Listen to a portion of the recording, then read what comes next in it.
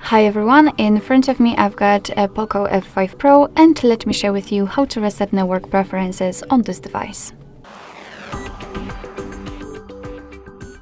So first of all we have to enter the settings and then scroll in order to find connection and sharing. Scroll down to the very bottom and whoa. And that was not what I wanted to do. Scroll down to the very bottom and find Reset Wi-Fi Mobile Networks and Bluetooth.